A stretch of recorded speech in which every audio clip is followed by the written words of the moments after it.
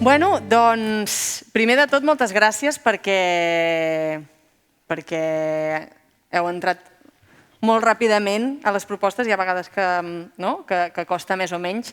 També ara volia donar un espai una mica per comentar què us ha semblat la progressió, coses que hagin sortit.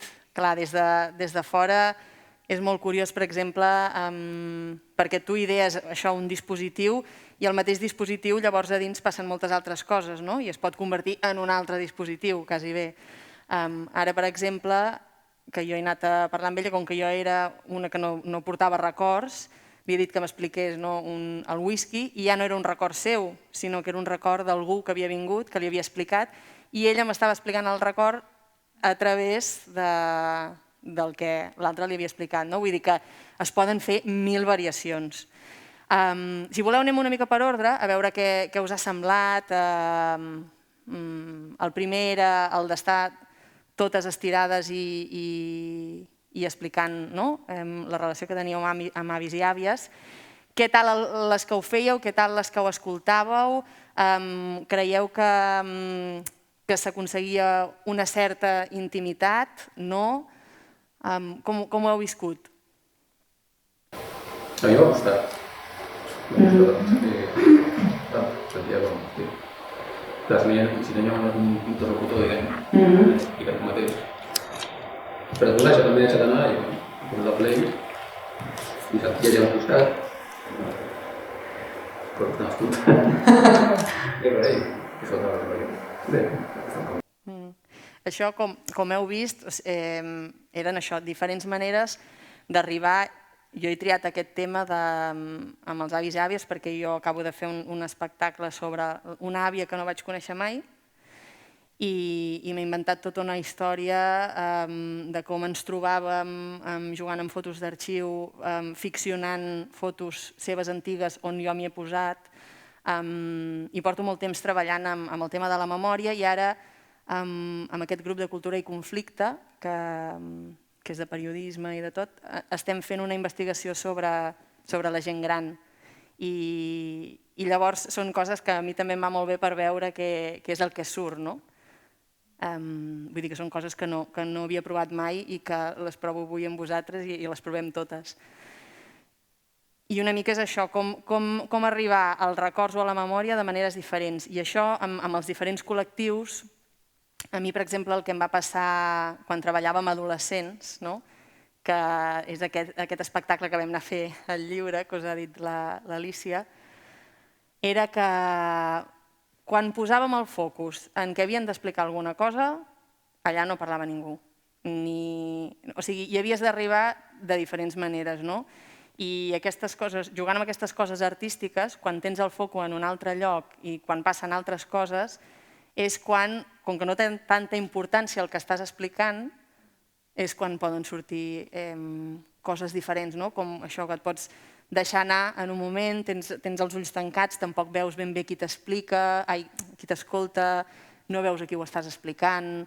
En el segon, que era per telèfon, ja no hi ha ni cos, ja només és veu i és a través de la tecnologia, que ara ja estem molt acostumades, però també fa que hi hagi una intimitat diferent, perquè no tens la persona davant, llavors també hi ha una altra intimitat.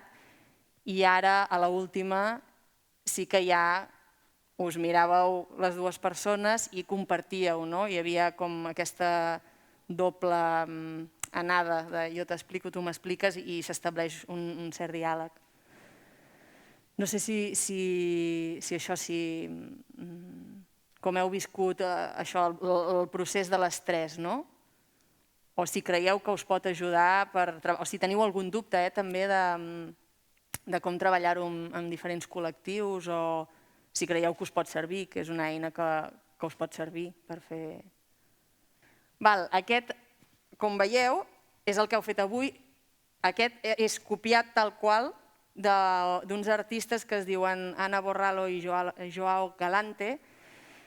Ells ho van fer en un espai i els actors que hi havien estirats a terra deien textos d'una obra de teatre de Rodrigo García. Llavors, la peça era això, només. aquí nosaltres n'hem fet diverses perquè pugueu tastar, però això el que també té d'interessant és el tempo, no? És aquest, com aquesta frenada de cop del món de fora, i és en aquesta dilatació del temps que comencen a passar coses. Aquí, si haguéssim fet només mitja hora de cada una, haguessin passat més coses, no? I això, el dispositiu... Això us ho he fet per enviar-vos-ho després perquè ho tingueu. Que això, que diuen dels dispositius que són màquines per fer veure i per fer parlar, per fer veure coses que no vols veure com a públic, per fer reaccions o posar-te en situacions, i és això, és un públic que activa el dispositiu, que el dispositiu poden ser o bé cossos en acció o objectes, com ha sigut en el cas del mòbil, que et trobes un mòbil a veure què passa, o unes regles del joc i no hi ha ni cossos ni objectes. Vull dir, tu et diuen unes regles i en conjunt, en comunitat, jugues a aquesta mena de joc que et proposen a veure què surt. I al final són coses això, per crear relacions. Però el primer dispositiu és copiat tal qual, del Wall of Interiors d'ells dos, i a partir d'aquí jo vaig anar fent modificacions que se m'anaven acudint. També és una cosa que serveix molt.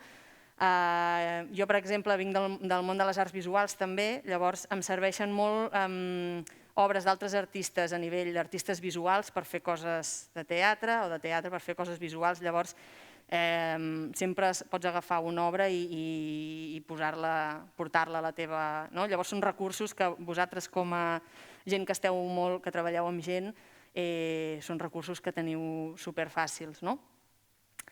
Llavors, aquí teniu una mica d'explicació de cada una de les parts que hem fet. Veureu que n'havíem de fer 4 i he juntat la 3 i la 4. Però això és més perquè ho tingueu vosaltres, de què podeu treballar en cada una de les parts. I llavors aquest és el dispositiu que vam muntar amb els de l'Institut Joan Fuster. Aquí el que va passar és que jo portava treballant amb ells mig curs, i quan els hi vaig proposar de fer una cosa sobre els avis i les àvies, va ser molt millor que si els hagués dit sobre els pares, però d'entrada va ser una mica, hòstia, vols dir quin pal. I no havíem vingut a fer teatre aquí, què fem, per què no fem teatre? I llavors va ser una manera d'introduir-los nous formats escènics. Com que abans havíem fet una exposició que era interactiva, el que va sortir és que elles i ells tenien molta vergonya. I llavors la cosa que se'm va acudir per ajudar una mica a passar la vergonya és que fessin cadascun un petit espectacle sobre el seu avi i la seva àvia per una sola persona. Llavors vam muntar aquest dispositiu, tots els treballadors del lliure estaven en una part i anaven amb diferents, com això que heu fet ara dels pòstits, però tenien peces fetes amb imatges d'arxiu, fent servir els mòbils, fent servir àudios que havien gravat dels seus avis i àvies, objectes, i llavors cadascú posava el seu món en aquell allò. Llavors us he volgut portar aquest exemple per si us pot servir per fer això. Això són sessions, a més, quan treballes amb imatges d'arxiu surten moltes coses també, coses que no sabies, coses, per exemple, la professora també ho va voler fer i ho va fer sobre el seu pare, que havia mort quan ell era molt jove, i de cop, fent això, va descobrir imatges del seu pare o vídeos que no coneixia. Vull dir que fent recerca una mica cap enrere també es treballen moltes altres coses. I llavors aquí us ensenyaré un vídeo que vam fer, que també, perquè el tingueu, aquí vam fer com es diu això, unes instruccions, un manual, perquè tota la gent ho pogués fer des de casa. Això era quan totes estàvem confinades, i perquè veieu una mica el resultat. Això podeu treballar amb tots els temes i és un format més que us pot servir.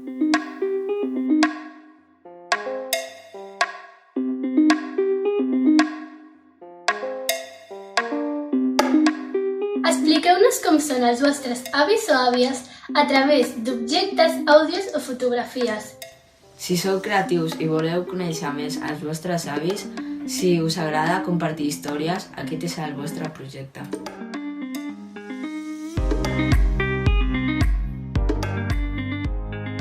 Penseu preguntes pels vostres avis o àvies i escriu-les en un paper.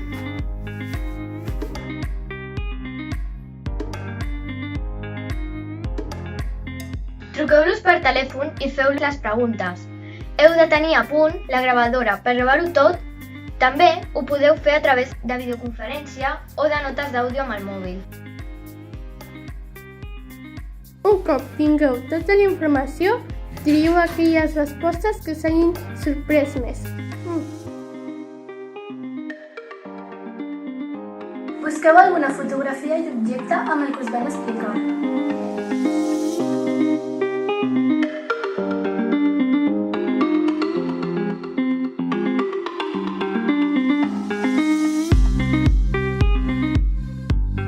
A partir d'aquí, fiqueu tota la creativitat que tingueu. Aquí us deixem algunes imatges sobre els projectes sobre els nostres avis per si us serveix d'inspiració.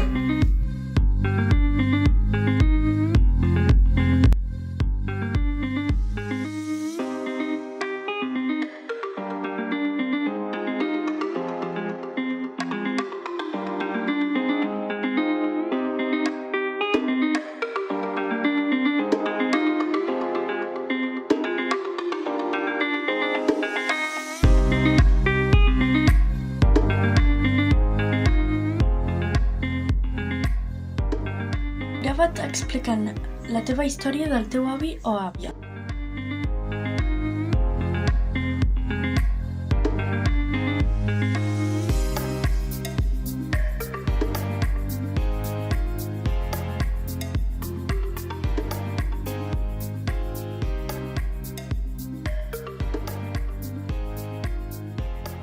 I quan tinguis el vídeo fet, comparteix-lo a les xarxes socials en el hashtag Magda Puig en residència.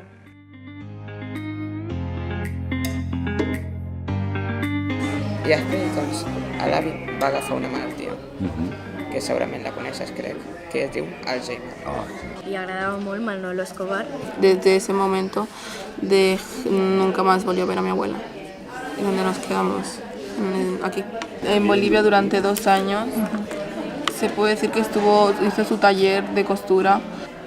Es diu Juliana, té 69 anys. Le encanten les flors.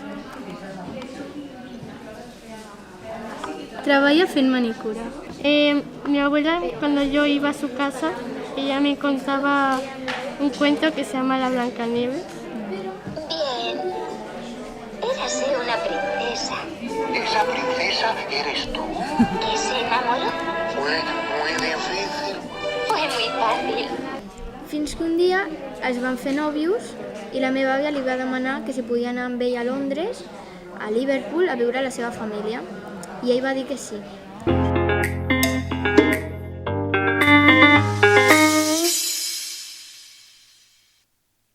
Pues aquest va ser el projecte que vam fer, que està penjat això, en allò per si ho voleu fer servir, perquè us pugui servir com a recurs. I també us he portat 2 llibres per si us interessa tot això dels dispositius, del treball comunitari i totes aquestes coses, que són No hay más poesía que la acción, que posa teatralidades expandidas i repertorios disidentes. Aquí són companyies de teatre, bàsicament de l'Amèrica Llatina, que treballen amb diferents col·lectius, amb presos, amb diferents barris, i fan, a través de projectes artístics, fan diversos projectes artístics amb ells i elles. Llavors, hi ha un capítol explicat per cada una de les companyies. I llavors aquest me'l van regalar aquesta setmana, per tant no he tingut temps de llegir-lo, però crec que és molt interessant i també us pot interessar, que es diu Glosario Impossible, que aquí també hi ha entrevistes a diferents artistes que fan treballs amb diferents col·lectius. Llavors, hi ha moltes entrevistes diferents, fotografies, i per tant són coses d'on en podeu treure molt material si us interessa. I llavors, una altra que us volia recomanar és la web d'En Residència, d'aquest programa, perquè aquí cada any tots els artistes que estan relacionats amb les diferents teatres, museus, el que sigui, fan un blog. Llavors, que és aquest d'aquí, és aquest, aquest. Llavors aquí teniu totes les edicions, les altres edicions podeu triar, i aquí si aneu a dins de cadascun dels artistes,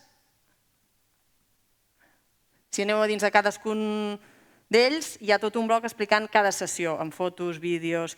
Llavors això, jo quan ho vaig saber dic, mare de Déu, això, la gent que treballa molt, que sempre busca recursos, aquí n'hi ha de dansa, d'arts visuals, de tot. Llavors, això crec que us pot ser útil.